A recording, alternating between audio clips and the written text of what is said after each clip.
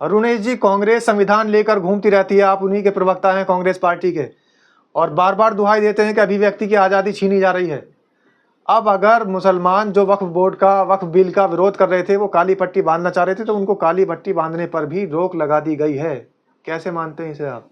देखो साहब, वाकई देश में संविधान खतरे में है। कोई कॉमेडियन है वो कॉमेडी नहीं कर सकता, कोई पत्रकार है वो सरकार से सवाल नहीं कर सकता, कोई सामाजिक कार्यकर्ता है वो विरोध नहीं कर सकता, मुसलमान वो विरोध नहीं कर सकते, हिंदू युवा, बेरोजगार युवा वो विरोध नहीं कर सकते। जाहिर सी बात है, तो आखिर ये शांतिपूर्वक काली पट्टी लगा के जो विरोध होना था वो विरोध होना था। भाई हर किसी को विरोध करने का अधिकार है। जब बीजेपी विपक्ष में थे तो ये लोग विरोध नहीं करते थे, सिलेंडर लेके सड़क पे आ जाते थे, तमाम तरह के आंदोलन करते थे और इन्हें उस समय आंदोलन करने की आजादी हुआ करती थी। आप बताइए कहाँ किसकी गिरफ्तारी? लेकिन अगर कोई कार्रवाई संसद में चल रही है तो सड़कों पर काली पट्टी बांधने की क्या जरूरत है? क्यों जरूरत नहीं है साहब? जनता के बीच में संदेश तो सड़कों से ही जाएगा। राम मनोहर लोहिया जी जो एक समय सबसे बड़े समाजवादी नेता रहे हैं, उन्होंने कहा है कि सड़क पे आंदोलन से ही सामाजिक परिवर्तन होता है, और जब तक सड़क पे काली पट्टी लेके विरोध प्रदर्शन नहीं होगा तो पता कैसे चलेगा जनता को कि ये तो कहने के लिए शांतिपूर्वक है कि शांतिपूर्वक काली पट्टी बांध के मुसलमान प्रदर्शन कर रहे थे, माहौल बिगाड़ने का भी तो खतरा है। माहौल बिगाड़ रहे हैं ये बीजेपी वाले। आप देखिए महाराष्ट्र में माहौल बिगाड़ा, फिर आगरा में जो ये बीजेपी की सह पे जो काम हुआ है, एक दलित सांसद के ऊपर जो अटैक किया गया, हजारों गुंडे वहां भेजे गए जिसमें पुलिस प्रशासन के लोग भी शामिल रहे, इतनी संख्या में लोग वहां पहुंच गए। बताइए एक तो सांसद बीजेपी का क्या हाथ है? तो करनी सेना की जिम्मेदारी है। बीजेपी का ही तो हाथ है। शासन प्रशासन आखिर क्या कर रहा था? बीजेपी कहां से करनी सेना के अंदर आ गई? शासन प्रशासन आखिर क्या कर रहा था? उनको ऐसे अनुमति कैसे मिल गई? कहाँ इंटेलिजेंस एजेंसियां गई? सीआईडी कहाँ चली गई? आईबी कहाँ चला गया? अगर कोई संगठन की ढिलाई थी, नहीं तो हमें बताइए 10 आदमी नहीं खड़ा हो सकता? अगर कोई गैर सरकारी संगठन समाज सुधारक का काम कर रहा है और अनर्गल बयानबाजी करने वाले सदस्य के घर पर पहुंच जाता है उसे जवाब मांगने, तो इसमें दिक्कत क्या है? जवाब मांग रहे थे साहब, जवाब मांग रहे थे। प्रवक्ता पत्रकार महोदय, आप कैसी बात कर रहे हो? हमें लग रहा है आपने भी जो है भक्ति का चश्मा पहन लिया है। एक वीडियो चल रहा है आजकल भक्ति की चश्मा वाला, उस चश्मे को आप उतारिए। विरोध प्रदर्शन करना वो एक अलग चीज है, वहां वो तोड़ फोड़ करनी सेना है, बजरंग दल है, हिंदू युवा वाहिनी है, ऐसे संगठन समाज सुधारक का काम कर रहे हैं।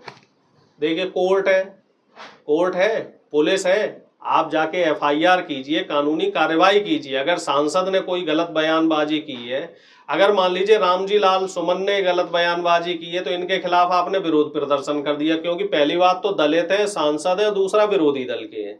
आप ये बताइए संजय निषाद के ऊपर आप कुछ क्यों नहीं बोलते बीजेपी के लोग? संजय निषाद सीधे सीधे भगवान राम पे टिप्पणी करते हैं। जो ओम प्रकाश राजभर हैं, जो इनके घटक दल के नेता हैं, वो सीधे सीधे रामायण को काल्पनिक ग्रंथ बताते हैं और अभद्र टिप्पणियां करते हैं, तो उनके खिलाफ कोई कार्रवाई कीजिए।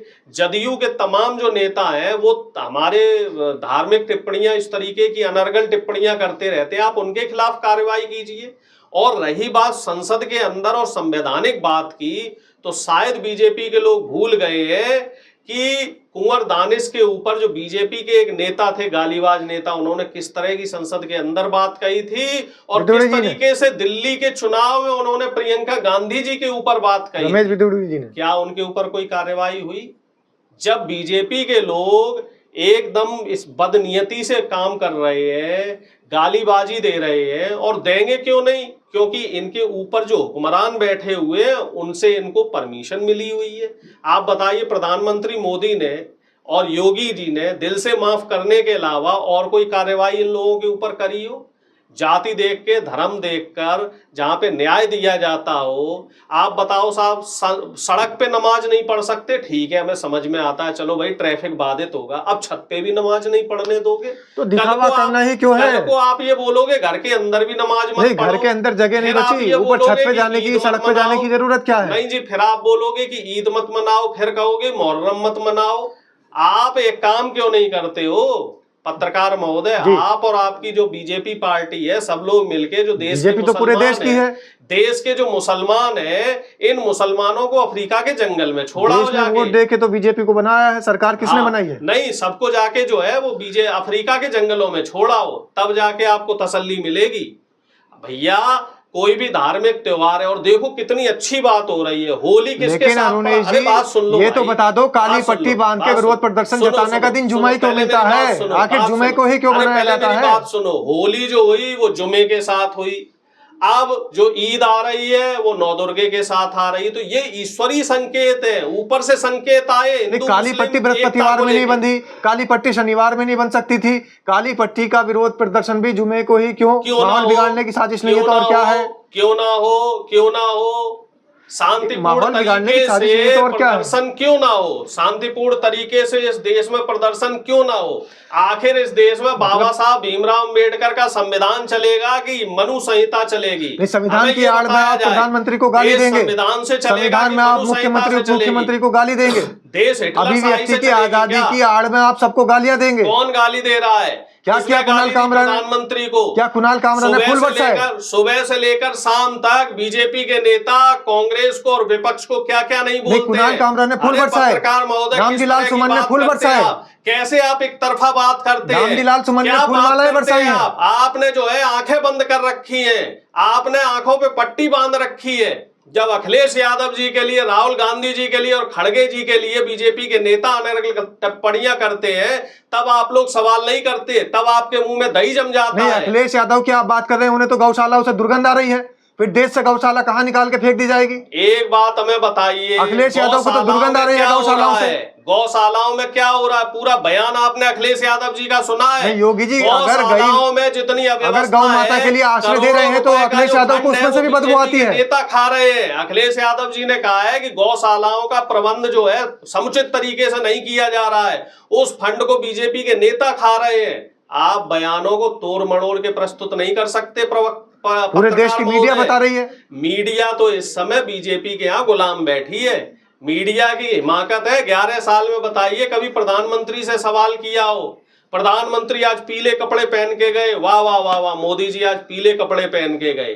प्रधानमंत्री जी ने आज मोर को दाना डाला तो 4 दिन वही खबर चलती रही। नहीं, अगर पक्षी प्रेम दिखा रहे हैं प्रधानमंत्री, शेर के साथ पशु पक्षी प्रेम प्रधानमंत्री दिखा रहे हैं, आपको तो भी दिक्कत। एक शेर दूसरे शेर के साथ, अगर प्रधानमंत्री संदेश दे रहे हैं देश को पशु प्रेम के, पक्षी प्रेम के प्रति, तो आपको फिर दिक्कत। इंसान प्रेम कब करेंगे प्रधानमंत्री जी? देश के गरीबों से प्रेम कब करेंगे? कि अडानी अंबानी के बच्चों से ही प्यार करेंगे? कभी देश के गरीबों के साथ भी कुछ प्यार मोहब्बत वाली बात कर ले प्रधानमंत्री। मुसलमानों के साथ कर रहे हैं, सौगातें मोदी दे रहे हैं, आपको दिक्कत। 90,000 सरकारी स्कूल प्रधानमंत्री ने बंद करवा दिए। उन सरकारी स्कूलों में किसके बच्चे पढ़ते हैं? गरीबों के बच्चे पढ़ते हैं। अस्पतालों की हालत आप देख रहे हो, अस्पतालों में दवाएं नहीं है। उन सरकारी अस्पतालों में किनके बुजुर्गों का इलाज होता है? गरीबों के बुजुर्गों का इलाज होता है। रहने दीजिए, आपकी दुकान बंद कर दी प्रधानमंत्री ने सौगातें मोदी देकर। को गरीबी नहीं, गरीबों से बोलेंगे। प्रधानमंत्री को सिर्फ अमीर आदमी पसंद है, अमीर मुसलमान पसंद है, अमीर हिंदू पसंद है। गरीब हिंदू से, गरीब मुसलमान से प्रधानमंत्री को सख्त नफरत है, गरीबी से सख्त नफरत। ये 32 लाख जिनको सौगातें मोदी दी जा रही है, सब गरीब हैं, गरीब अल्पसंख्यक हैं। हमने आपसे क्या कहा श्रीमान जी? सौगातें होली दे दो, सौगातें नवरात्रि भी दे दो। नवरात्रि में जो करोड़ों गरीब बेचारे लंगर के, फिर आप आरोप लगा दोगे कि सनातन धर्म के प्रति ये जो बहुत ज्यादा जागरूक हो रहे हैं, कभी आरोप ये सनातन राष्ट्र बनाएंगे। आरोप हमने कभी लगाया? ये हिंदू राष्ट्र बनाएंगे। ये कहते साहब देश, फिर आप ही कहोगे हिंदू राष्ट्र की नींव रखी गई तो संविधान से चलेगा। ना देश हिंदू राष्ट्र बन सकता है, ना मुसलमान राष्ट्र बन सकता है। जब तक देश में संविधान का हक है, संविधान का राज चल रहा है, तब तक देश संविधान से ही चलेगा। और इस संविधान की ताकत को जो भी कमजोर करने की कोशिश करेगा, उसे देश में चैन से जीने नहीं दिया जाएगा। उसको उससे सवाल होंगे, और तीखे तीखे सवाल होंगे। और दुर्भाग्य है देश का। संविधान इजाजत नहीं देता कि माहौल बिगाड़ा जाए काली पट्टी बांध कर। संविधान इजाजत नहीं देता संविधान माहौल बिगाड़ा जाए काली पट्टी बांध कर। महोदय आप भी संविधान पढ़ना संविधान के तहत ही वक्फ बिल पास हुआ है। महोदय बीजेपी से जो आई हुई स्क्रिप्ट है उसको पढ़ना बंद कर दो और संविधान को पढ़ना शुरू कर दो। नेताजी संविधान में ही सदन किससे चलता है? आप जैसे पत्रकारों ने सरकार से सवाल करना बंद कर दिया। नेताजी वक्फ बिल मेरे घर में पास नहीं हुआ, सदन से पास हो गया है और सदन संविधान के तहत चलता है। बीजेपी का एजेंडा है। अब बीजेपी का एजेंडा आ गया इसमें। बीजेपी का एजेंडा है जो वक्फ बिल लेके आई है। कभी बेरोजगारी बिल लेके आई है बीजेपी, कभी भ्रष्टाचार निरोधक बिल लेके आई है बीजेपी। किसानों की जो एमएसपी का कानून देना था वो कानून लेके आई बीजेपी। 5 साल हो गए श्रीमान जी, अब किसानों का बोलने को राजी नहीं है। 370 हटा दी, राम मंदिर बना दिया, अग्निवीर योजना चला दी। फायदा मिला? आप कह रहे काम गिनाओ, बहुत सारे काम है। किसे फायदा मिला बताओ? ये जो तीनों योजनाएं आपने बताई है इससे किसे फायदा मिला? देश की जनता को तो फायदा नहीं मिला। बीजेपी को फायदा भले ही मिला हो। बीजेपी देश नहीं है, बीजेपी के नेता पूरा देश नहीं है। देश की जनता की बेहतरी के लिए राम मंदिर अभी झांकी है, मथुरा काशी बाकी है, अभी काम तो और होंगे। हाँ, रोजगार मत देना, नौकरियां मत देना युवाओं को, किसानों को एमएसपी मत दे देना, महिलाओं की सुरक्षा की सुनिश्चिति मत कर देना, भ्रष्टाचार खत्म मत कर देना। राम कृष्ण और नानक इन्हीं में फंसाए रहना देश की जनता को। देश की जनता सवाल ना कर पाए तो धर्म की तरफ मोड़ दो। अरे धर्म आस्था का विषय है, उसको आस्था तक रहने दो। चलिए आपने अपनी बात रख दी, अब जनता फैसला करेगी, जनता कमेंट के माध्यम से राय रखेगी। आखिर जनता को क्या चाहिए, रोजगार या मंदिर? जनता बताएगी।